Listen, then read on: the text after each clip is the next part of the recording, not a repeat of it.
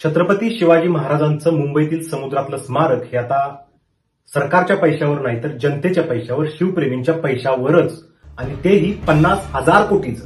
आता 5,000 कोटी 10,000 कोटी नाही, 50,000 कोटीचं मुंबईतलं स्मारक हे मुंबईतच बांधायचं. आणि ते कसं तर 5 कोटी जनतेने 1,000 रुपये म्हणजे झाले 5,000.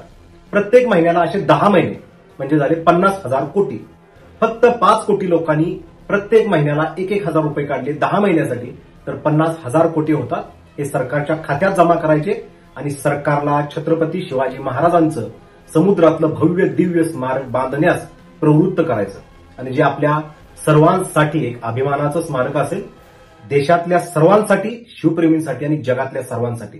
काही तत्वज्ञानी लोक सांगतील छत्रपती शिवाजी महाराजांचं समुद्रात कशाला पाहिजे, गड किल्ल्यांवरती आपण संवर्धन करूया.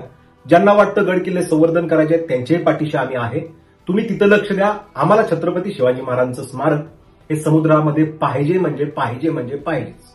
आणि त्यासाठी सरकारचा एकही रुपया आपण घ्यायचा नाही, कारण सरकारवर कोणताही बोज आणायचा नाही.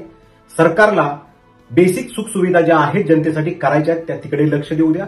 आपण सर्वजण 5 कोटी जनता म्हणजे सगळ्यांवरती सुद्धा आपण भार आणायचा नाही. फक्त 5 कोटी शिवप्रेमींनी 1,000 रुपये प्रत्येक महिन्याला असे 10 महिने सरकारच्या खात्यामध्ये जमा करायचे आणि 50,000 कोटीचा निधी सरकारसाठी आपण सर्वांनी उपलब्ध करून द्यायचा.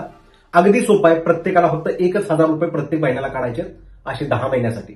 आणि छत्रपती शिवाजी महाराजांचं समुद्रातलं भव्य दिव्य स्मारक हे झालंच पाहिजे, कारण हे आपल्या भावना आहेत, महाराष्ट्रातल्या, देशातल्या आणि शिवप्रेमींच्या सर्वांच्या भावना आहेत. आणि त्यासाठी समुद्रातल्या स्मारकाचं ठिकाणही निश्चित झालेलं आहे नरिमन पॉइंटच्या जवळ, आणि तिथंच हे स्मारक झालं पाहिजे. देशातून येणारे पहिल्यांदा लोक त्या ठिकाणी जातात, छत्रपती शिवरायांचा इतिहास पाहतात आणि मग गड किल्ले पाहण्यासाठी त्यांची इच्छा होते, त्यांची भावना होते. तिथपर्यंत आपण जाऊया. डायरेक्ट माणसाला प्रत्येक गड किल्ल्यांपर्यंत घेऊन जाणं तितकं सोपं आहे आणि तितकंही अवघड आहे.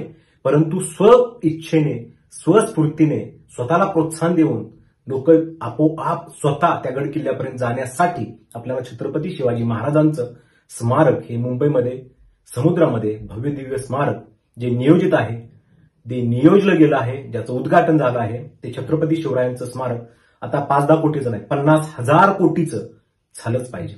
धन्यवाद. मी इंजिनियर महेश कुमार पाटील.